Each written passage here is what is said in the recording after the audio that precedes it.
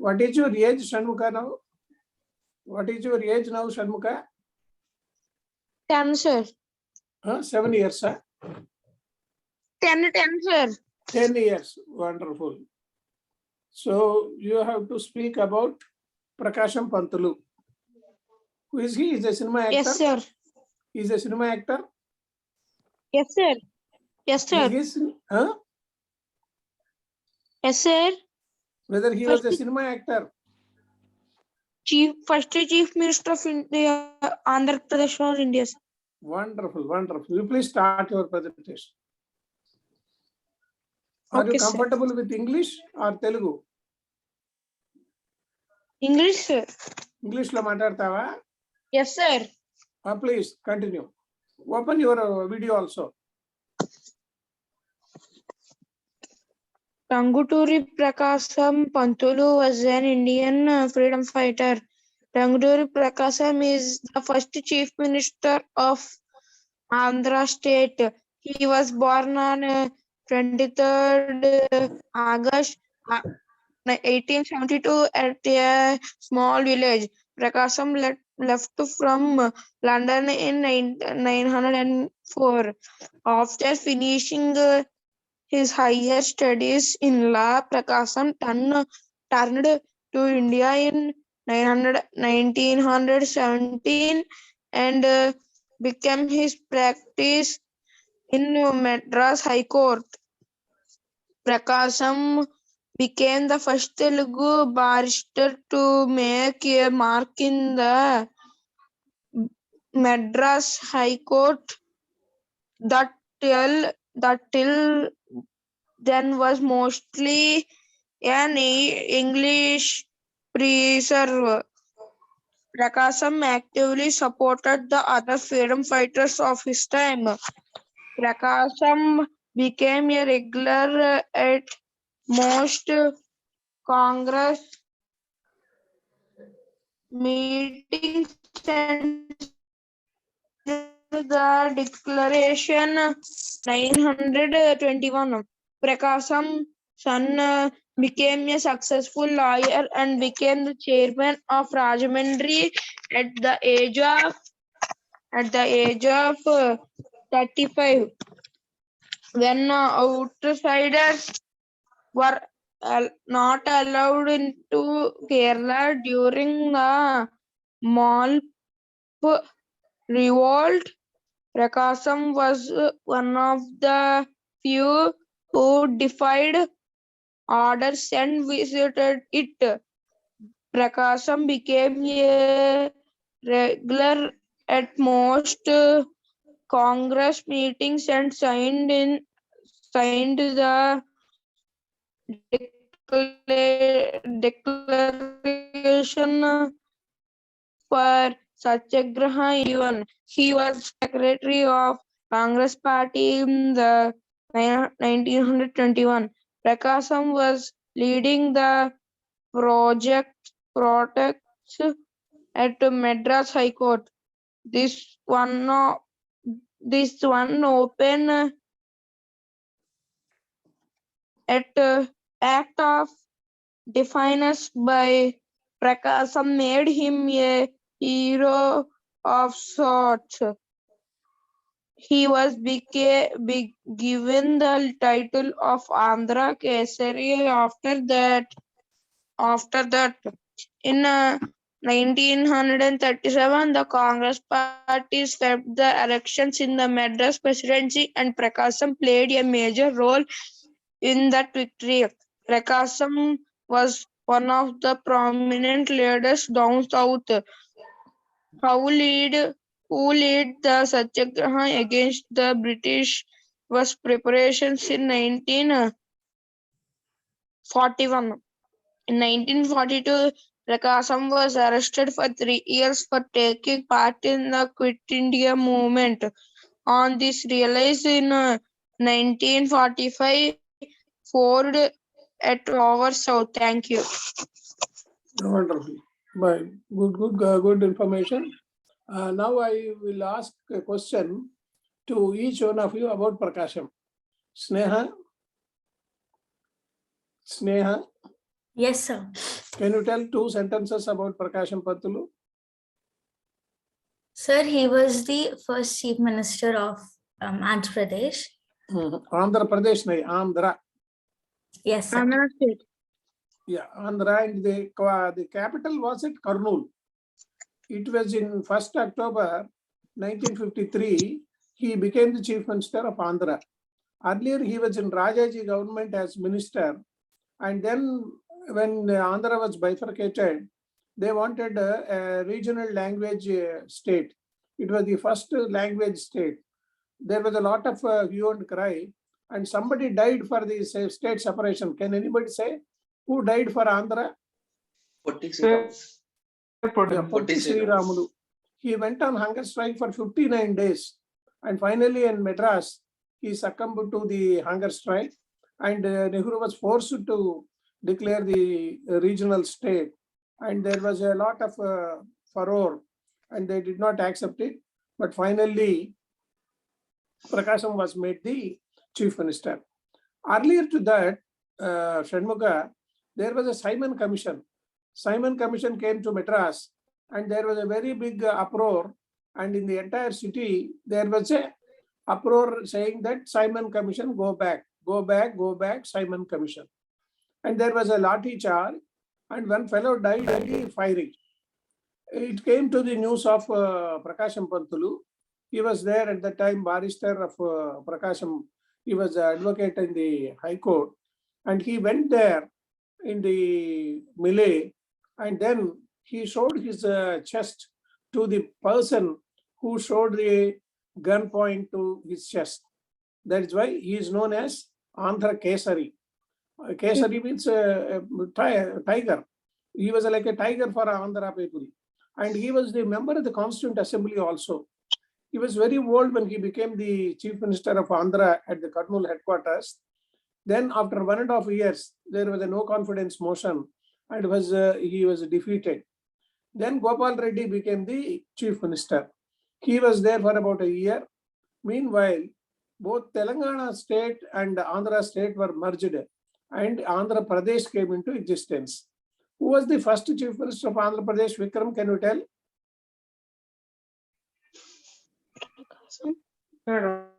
First chief minister of Andhra Pradesh. Any guess by anybody? No, sir. Any guess by anybody? Sir, Neelam Sanjeev Reddy. Yes, wonderful, Vishnu. Neelam Sanjeev Reddy became the chief minister of Andhra Pradesh.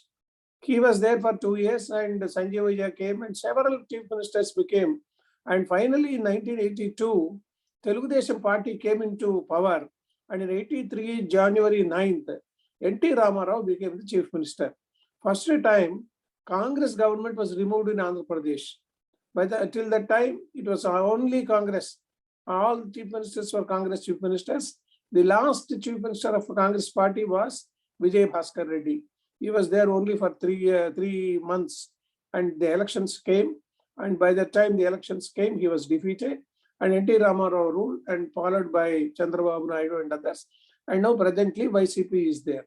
So this is the prolonged history of Andhra. Andhras were always neglected. When Tamil Nadu was there, the Madras presidency was there.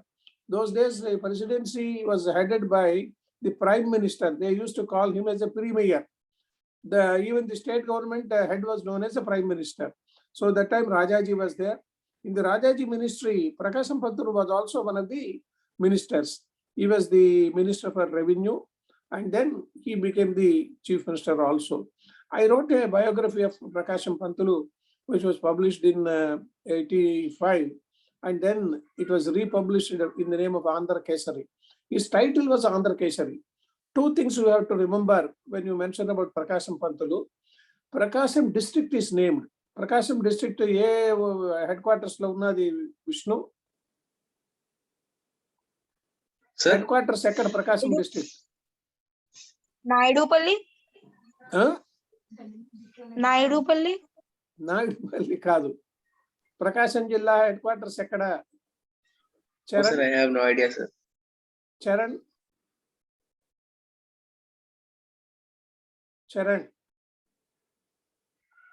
Sneha, No idea, sir. Sir, Ongol. Ongol, correct. You have gone to Google. Meanwhile, anyhow, it is good. Now, then the question comes, because most of you doesn't know even the districts. We'll start with the Charan. Charan will tell 2 Andhra districts, followed by everybody has to tell 2 districts. How many districts we have in Andhra? 13 districts are there. 13 districts are there. So, Charan మొదలు పెడతాడు. 2 డిస్ట్రిక్ట్ల పేర్లు చెప్పు Charan.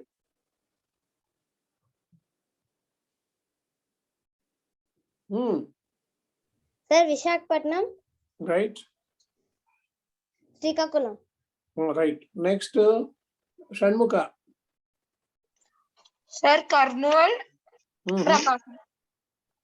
Prakasham. Next, Vikram. Rayalaseema and East Godavari, sir. Rayalaseema, East Godavari. I'm sorry, I mean Rayalaseema. Chittoor and East Godavari. Huh? Chittoor and East Godavari, sir. Chittoor and East Godavari. Chittoor and East Godavari. Sneha. Yes, sir. Yes, sir. Sir, నాకు Andhra Pradesh the idea లేదు, కానీ Delhi the చెప్పొచ్చు. It is not a good answer. Vishnu. Sir, West Godavari and Krishna. Yashwini. Sir, Guntur and Anantapur. Guntur and Anantapur. Yeah. It is easy to remember if you start by making them into a group. You please note down, all of you. You start with Rayalaseema. Rayalaseema has 4 districts. You please note down. Rayalaseema has 4 districts. Chittoor, Kurnool, Anantapur, and Kadapa. These are the 4 districts. Rest of the 9 districts, you start with Nellore.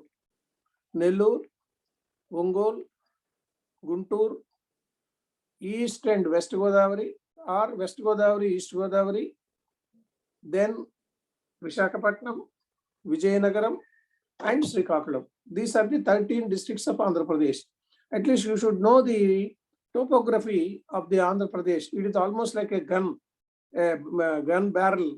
If you look, very the coastal line is, the entire coastal line is there from Nellore to Srikakulam, except for Rayalaseema. All the other districts, they are covered by sea. We have a variety of coastal Andhra Pradesh, and it is rich in minerals also. Now we will go to Sneha. Rajgopalachari, Yes, sir. Just a second. please.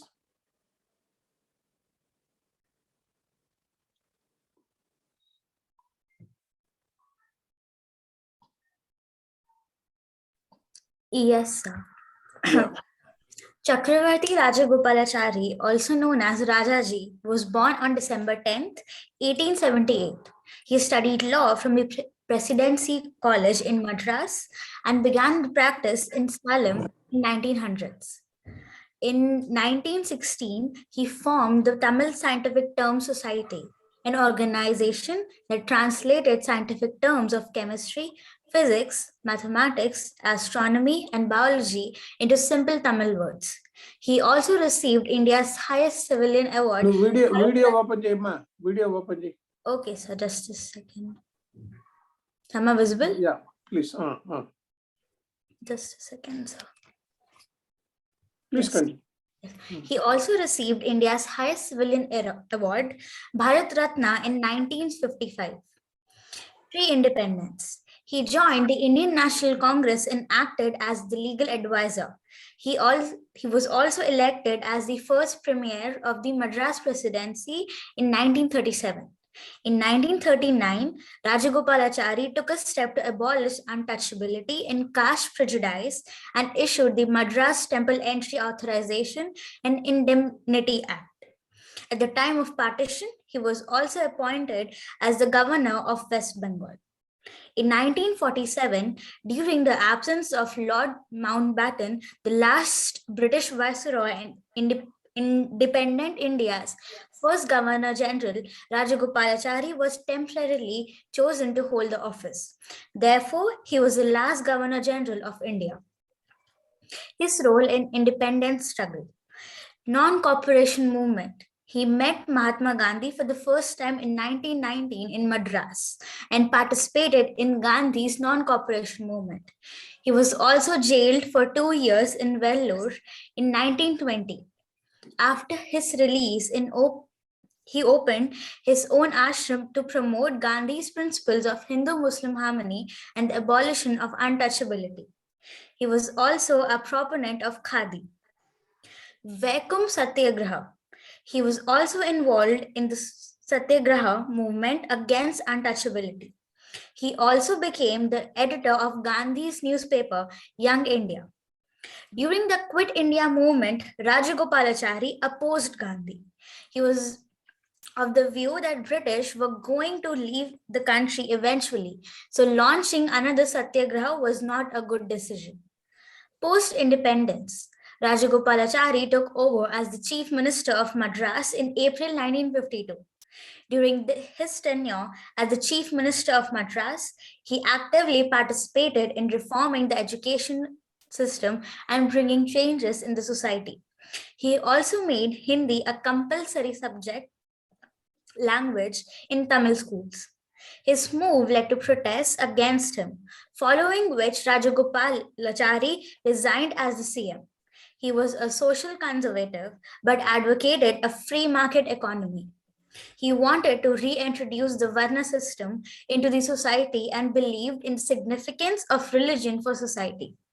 Rajagopalachari was made Home Affairs Minister after the death of Sardar Patel in 1950.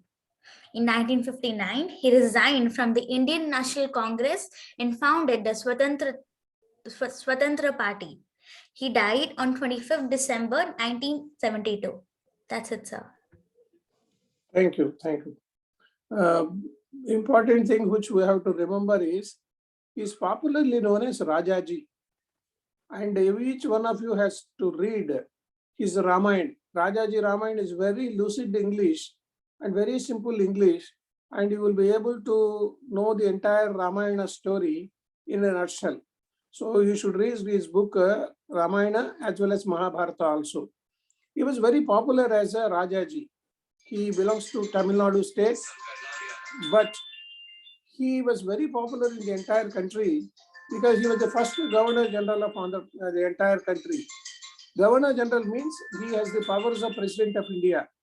Those days, Mountbatten was there as a Governor General, and when Britishers left, there was a void before we had our own constituency. And when the constitution was made, and in the 1950 only we got the constitution. So up to that point, from 47 August 15 to 15th January 26, he was the Governor General. Governor General means he was almost having the powers of the President of India. He was a very sturdy man, and he never approached anybody. Even Gandhi he opposed. As Neha has put it, when Quit India movement was launched, he did not agree. He said there is no need for Quit India movement at this point of time because Britishers are going to leave the country. But it never happened. It took about 26 years to go ahead. Even then, he was in disappointment, and he did not agree with Nehru or Gandhi, whoever it is. And when the question of making the Prime Minister, whether Sardar Patel will be Prime Minister or Nehru will be the Prime Minister, Gandhiji advocated Nehru, and finally he agreed, and even Patel has also agreed to become the Deputy Prime Minister. Gandhiji and Rajaji, both of them were Sambandhis. Sambandhi means both North people will be knowing. They are known as Viyankas. Daughter of Gandhiji, Rajaji was given to Gandhiji's son, and they became very close also. Like that, Rajaji till his end, he was a very scholarly person. Though he was a Vaishnavite, he introduced the Temple Abolition Act, and he introduced the Untouchability Act also, and he moved people to the temple. There was a very big uproar in Tamil Nadu when he took one Harijan inside the temple. The police did not agree. The Brahmin community did not agree. Being a Vaishnavite also, he spearheaded that movement, and he was known as a very, very cleverly person.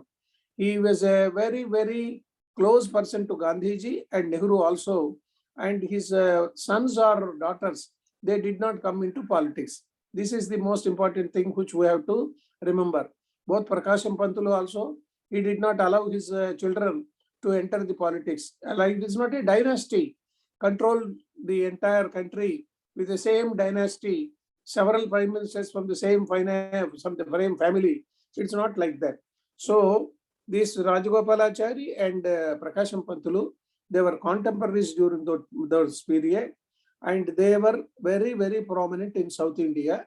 And each of them, they have disobeyed the Gandhian rules also at some point of time. Now we will ask Yashwini to tell us about Patel. Yes, sir.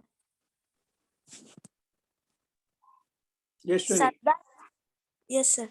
Yeah. Sardar Vallabhbhai Patel was one of Open the. Jayama, video open Jay. Sir, I'll be in other window, sir. No problem. Tell. Tell. Sardar Vallabhbhai Patel was one of the freedom fighters of our country. He was born on 31st October 1875 in Gujarat. He took his last breath on 15 December 1915 in Mumbai. During his early years in politics, he followed the footprints of Mahatma Gandhi. He was also given the title of Iron Man of India. Soon after the independence of India, he became the first Home Minister and Deputy Prime Minister of India. He always wanted to remove the distinction of rich and poor, caste and creed, high and low from our country. Thus, he really worked hard for it. Sardar Patel also, as he was a true and great leader and true person who was in a real sense devoted towards his duty. Thank you.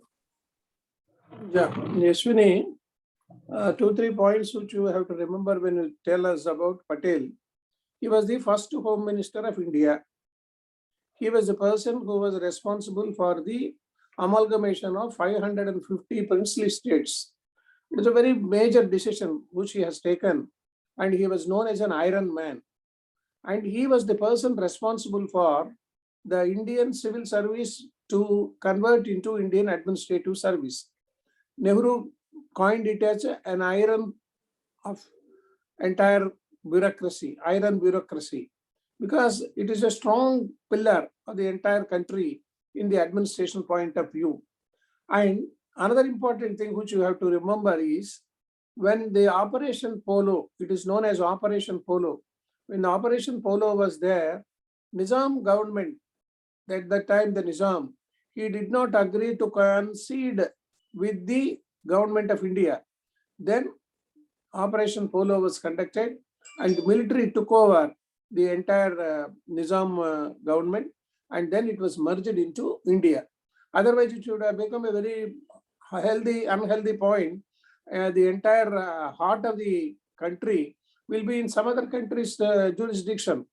In fact, Nizam wanted to join with Pakistan, but this gentleman Sardar Patel, he did not agree. As Home Minister, he was very stubborn. He belonged to which state? Anybody tell? Sir, Gujarat. Gujarat.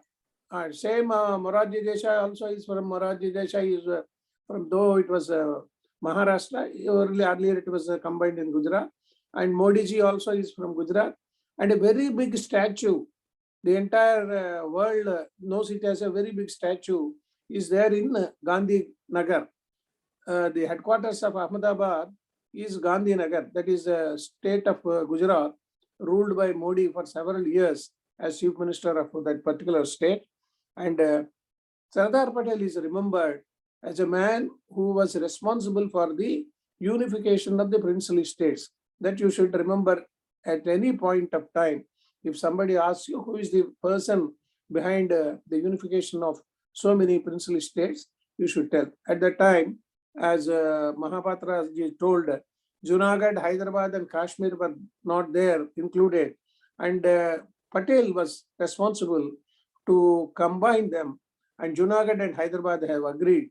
But Kashmir, the gentleman for Abdullah, Farooq Abdullah, Sheikh Abdullah, he did not agree, and it became a very big problem, and this Article 370 has been removed, and finally it has become part of India.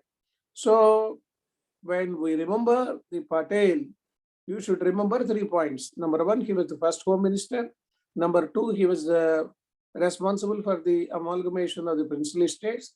Number three, he was responsible for this IAS, this civil administration was his brainchild, and he gave a lot of strength to it. And academy is there at Mussoorie in the name of Lal Bahadur Shastri. Then we will go to Vishnu. Yes, sir. Yeah, Shastri, Lal Bahadur Shastri. Yes, sir.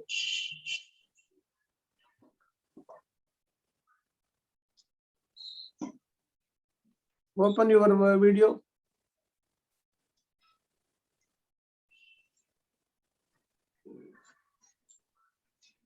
Vishnu. Sir, yes. Sir, is my screen visible? Yeah, PowerPoint presentation. Yeah. Yes, sir.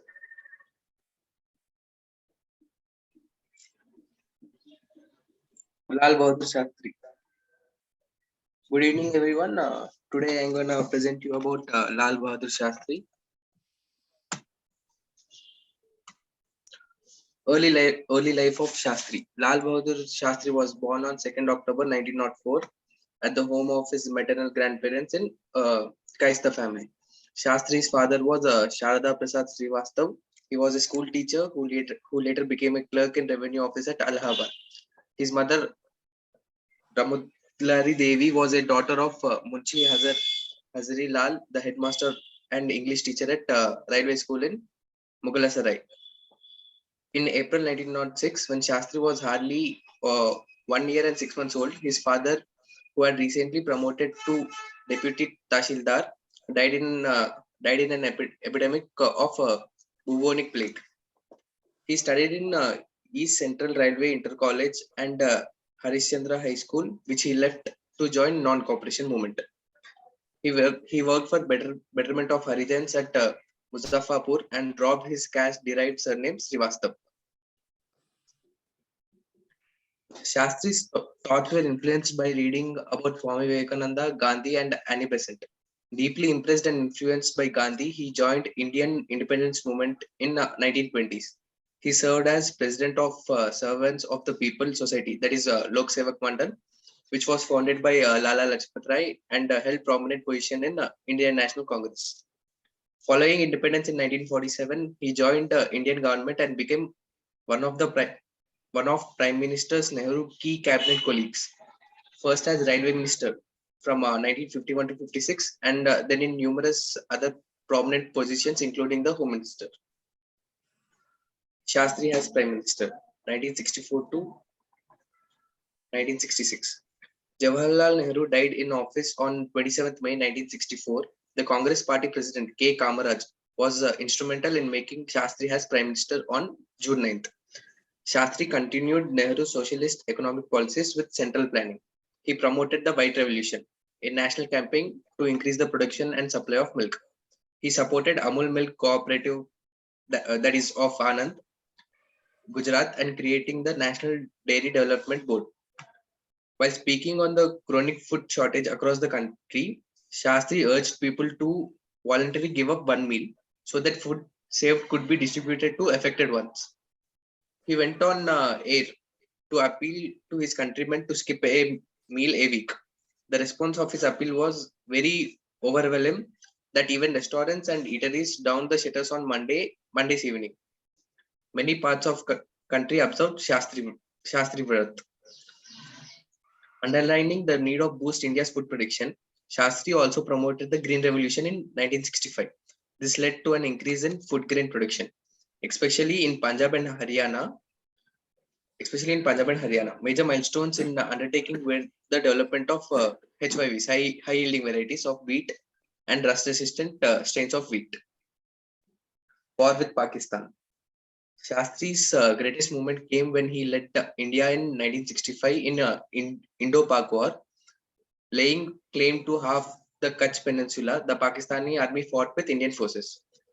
On 1st August 1965, major incursions of militants and Pakistan soldiers began, hoping not only to break down the government but incite a sympathetic revolt. The revolt did not happen, and India sent their forces across the ceasefire line, that is, line of control, and threatened Pakistan by crossing the international border near Lahore as war broke out on a general scale. Massive tank battles occurred in Punjab. While Pakistan forces made gains in the northern part of subcontinent, Indian forces captured key posts at Hajipur in Kashmir and brought Pakistani city Lahore under artillery and mortar fire. After ceasefire with Pakistan, 1965, Shastri and Ayub Khan, the Prime Minister of Pakistan, attended a summit in Tashkent, former USSR, now in modern Uzbekistan, organized by Alexei Koizgin. On 10th January 1966, Shastri and Ayub Khan signed the declaration. Shastri's death. Shastri died in Tashkent, Uzbekistan, on 11 January 1966, one day after signing a peace treaty to the end of Indo-Pakistan War. Many among Shastri's supporters and close relatives refused at the time and have refused since to believe the circumstances of death and alleged foul play. Conspiracy theory appeared within hours of his death and have therefore persisted. He was eulogized as the national hero and Vijay Ghat Memorial established in his memory. The Indian government had released no information about his death, and media was also kept silent. A query was later proposed by Anuj Dar, the author of CIA Eye on South Asia, under the Right to Information Act, to declassify a document supposed related to Shastri's death, but Prime Minister office refused to give the document, and because that this could lead to harming foreign relations and cause disruption in the country and cause breach of parliamentary privileges. The Home Ministry is just yet to respond to queries whether India conducted a post-mortem on Shastri, and the government had investigated allegations of foul play. Later, Grigori Dolgus, a journalist who interviewed former CIA operative Robert Crowley over a period of 4 years, recorded their telephone conversations and published a transcription book titled Conversation with Crow. In the book, Crowley claimed that CIA was responsible in eliminating Lal Bahadur Shastri. CIA is nothing but a Central Investigation Agency. CIA is responsible for eliminating Lal Bahadur Shastri and Homi Bhabha, an Indian nuclear scientist whose plane was crashed in Alps when he was going to attend the conference in Vienna. Crowley said that USA was wary of India's rigid stand on nuclear policy and of then Prime Minister Lal Bahadur Shastri, who wanted to go ahead in nuclear test. He also said that agency was worried about collective dominations by India and Russia over the region, for a strong deterrent was required. Thank you. Nice of you. 2-3 points which I have to just mention. He was a very, very simple person. Even as Prime Minister, he did not utilize his children to go by car to the schools. There was an incident when Sunil Shastri, his son, was going to school. He was not allowed to go by the office car. Nowadays, even a Tahsildar, he uses office car for all petty purposes, even to get vegetables also from the market. But those days, it was not like that. And he was a true Gandhian by himself. He was Home Minister. When he was Railway Minister, there was a rail accident. He took it as his responsibility and he resigned. And when he resigned from the Rail Bhavan to his house, he went by an auto. He did not go by office car. He said, I am not a minister now and I am not eligible to go by office car. Then another thing which this gentleman now said, Jai Jawan, Jai Kisan. That was also a very, very important thing, because Vishnu has clearly said, everybody in the country, they fasted on Monday evenings, because Lal Bahadur Shastri said, we have food shortage and it needs a person to give clearance for at least one meal. So everybody on Mondays, they fasted, and it was a very big show on that accident. Then when he became the prime minister, the story goes like this. In 1964, May 27, when Nehru died, there was a small interim government by Nanda, Guljiral Nanda. He became prime minister, active prime minister. And then when came the choice of electing a prime minister, everybody agreed that Lal Bahadur Shastri should be the prime minister. Similarly, he was made the prime minister. Unluckily, there was a Pakistan war in 1964-65, and then Kamraj plan was also there. Those days, Kamraj Nadar was the chief minister of Tamil Nadu. He was a very powerful man in the Congress party. Paklam, Paklam, that was his word. He used to say, Paklam means let us see, let us see. Everything he used to dodge. He did not take a decision on any particular point of view. So every time he says, Paklam, Paklam. Then he asked several people, S.K. Patil, Bedwad Gopal Reddy, and all the senior people to resign and work for the party. They were all at the time ministers in the Nehru cabinet. And it cleared the way for the Lal Bahadur Shastri to become the prime minister. But he could not continue for a more long time. As Vishnu has said, Tashkent Pact was there. And the Tashkent summit, immediately after the Tashkent summit was over, next day, he was, most people believe that he was poisoned or whatever it is. He died. And 66th January 11th, his body was brought back to India. And then Indira Gandhi became the Prime Minister of India. It was a very big history. The Congress government was there ruling that time. And after the Nehru, there was a big question. Everybody was thinking, who will be after Nehru? Who will be after Nehru? He ruled for more than 7 years. 47 to 64, 17 years he ruled. And followed by him, Lal Bahadur Shastri was there. And when the succession came, everybody thought Indira Gandhi should be made the Prime Minister of India. And she became the Prime Minister in 1966. She was there up to 1984, except in the gap of Morarji Desai. 84, October 31st, she succumbed to the bullet points of her own security people. Anyhow, Vishnu, you have done very well. Now we will go for Aditi. Yes, sir. Aditi will talk about Rabindranath Tagore. Please join again, Madam, students. that would be better. Yeah, Because Yes. yeah. I'll end the session.